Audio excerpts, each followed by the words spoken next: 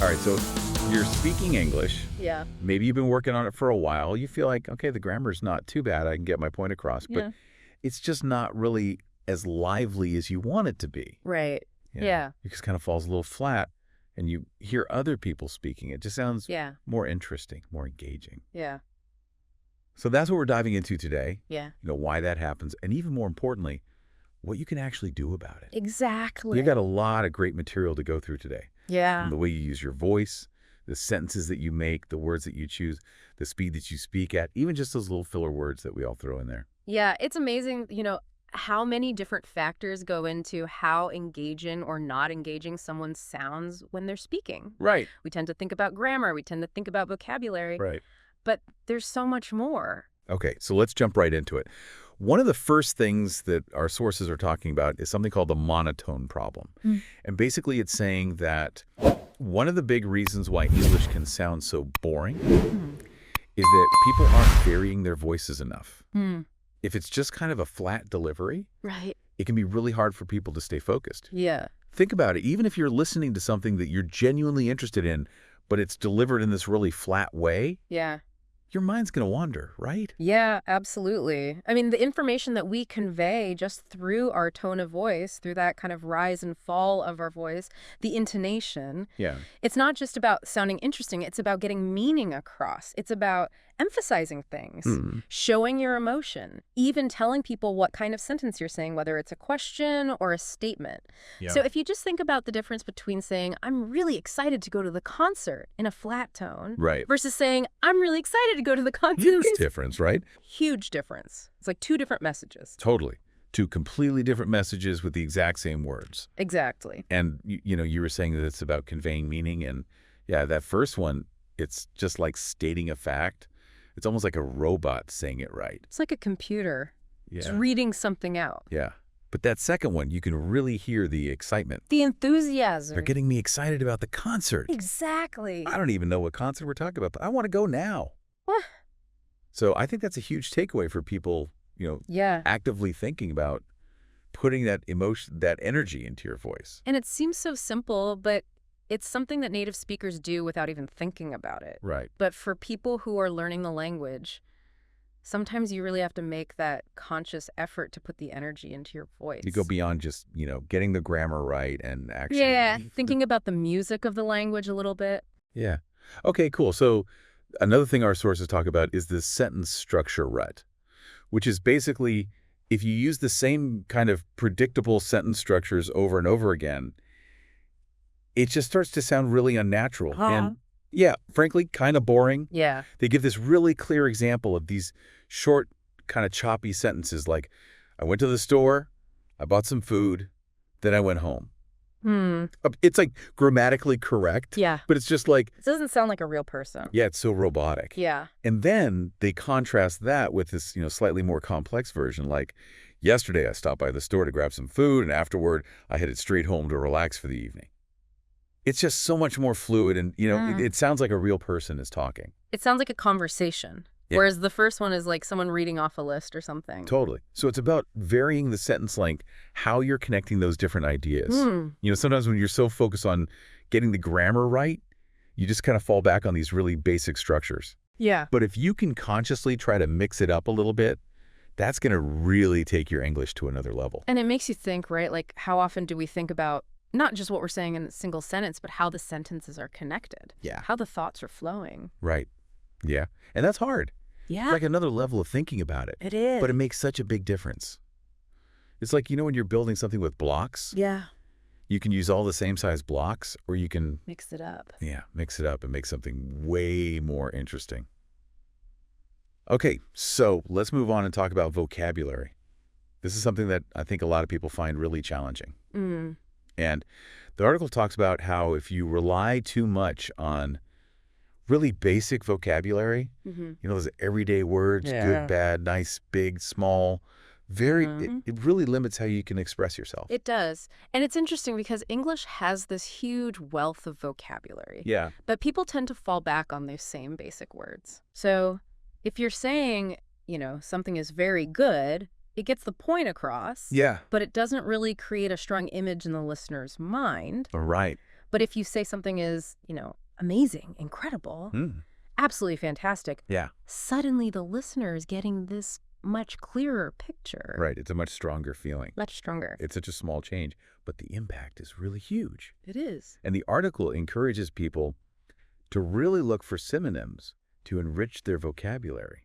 Don't just go with the first word that pops into your head, but really try to find a more precise word. Yeah, a more precise, more interesting way to say it. A more evocative word. Yeah. So like instead of just saying, something's big, think about, is it huge? Is it enormous? Is it vast? Is it gigantic? Yeah.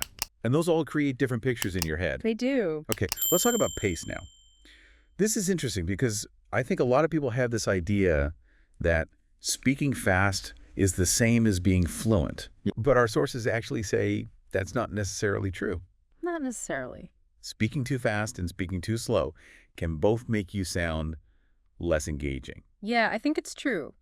If someone is speaking incredibly quickly, even if you can understand everything they're saying, Yeah. it's just too much to take in. Right. You might feel a little bit overwhelmed. Right. It can sound a bit frantic. Yeah, exactly. But on the other hand, if someone is speaking really slowly and carefully, it can just sound a little unnatural, Yeah. maybe even a little bit boring. And that's the interesting thing, right? Because obviously if you're learning a language, you don't want to make mistakes. Yeah. So you slow down to make sure you're getting everything right. Right. But that can actually be counterproductive. Right. So the article talks about finding this kind of natural rhythm, Yeah. which is more like how native speakers talk. Yeah. They naturally have these pauses. They change their speed to emphasize things. They give themselves time to think. It's not this constant, unvarying speed. Yeah, I think that's a good tip for learners, is to really pay attention to how native speakers are speaking. Yeah. Pay attention to when they speed up, when they slow down, Yeah. when they pause. Where they breathe. Yeah, exactly. Right. And then there are those little words that we all use to kind of fill in the gaps. Right. And we all use them, Yeah. native speakers included. But the sources say that if you use these too much, it can really sound like you're not very confident. And what's interesting is they say that, we're just using those as a way to kind of buy ourselves time Yeah. when we're trying to figure out what we want to say next. To think of the next word. Yeah, but instead of saying, or like, just be quiet for a second, Just pause. it can actually sound a lot better. It sounds like you're more in control. Yeah, it can make you sound more confident. Yeah. It's funny because it feels like you should fill that silence. You feel this urge to fill the space. Yeah. But actually, sometimes that silence can be really powerful. So we've talked about a few reasons why English might not sound as engaging as we want it to sound. So now let's get into some practical tips. What can we actually do to make it better? Right. So the first one really goes back to what we were talking about at the beginning about putting emotion and energy into your voice. So the article actually suggests this really interesting exercise. Okay. Take a simple sentence like, I can't believe what just happened. Okay. Say it in a completely flat tone. Right. Then say it with a little bit of surprise, and then say it with, tons of excitement. Yeah, and what you'll notice is that the words are exactly the same, Right. but the meaning is completely different Totally. because of the way you're using your voice. And your voice is such a powerful tool. It is. So it's really about making that conscious decision to be more expressive. Yeah, let your yeah. personality come through. And the way you speak. Yeah. The next tip is about varying your sentences. Okay. So instead of saying, I woke up, I was tired, I made coffee, try to combine those into one more complex sentence. Right. Like waking up feeling completely exhausted, the first thing I did was make myself a strong cup of coffee. Yeah. So it just sounds more sophisticated. More natural. It sounds more like how people actually speak. Yeah, it sounds more like storytelling, right? Right. Instead of just Yeah. a list of facts. Yeah. And then there's the tip about choosing more interesting words. Okay. So we touched on this a little bit earlier, but the article gives some good examples. So instead of saying good, Right. try saying excellent, amazing, fantastic, Instead of bad, you could say.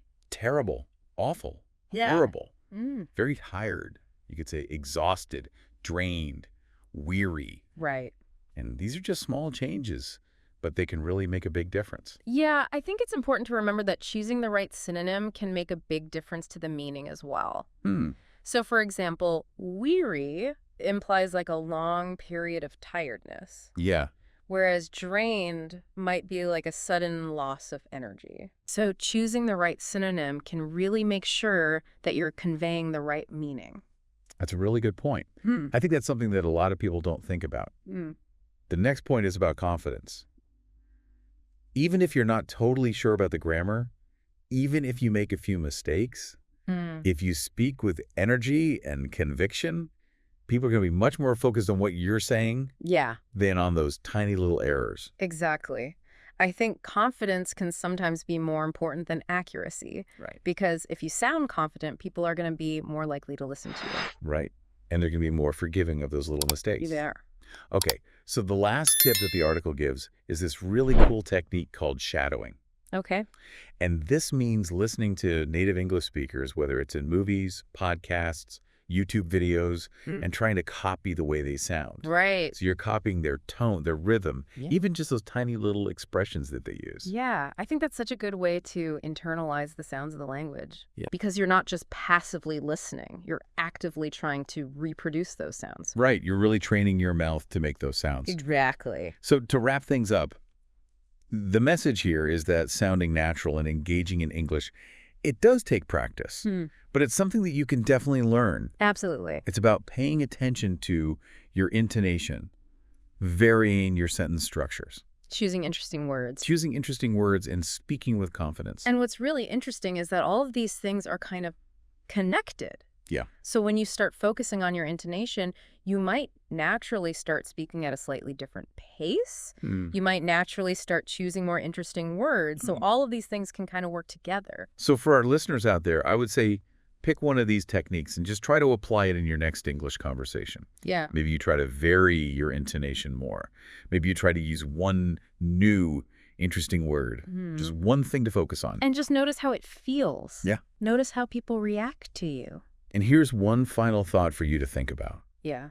How do you think all of these things, the way you use your voice, the sentences that you make, the words that you choose, the pace that you speak at, how do you think that affects the way that people see you? Right. It's not just about sounding good. It's also about communicating who you are. Exactly. So I think that's something interesting to think about. Yeah, for sure. Thanks so much for listening, Thanks for having me. and we'll see you next time. See you later.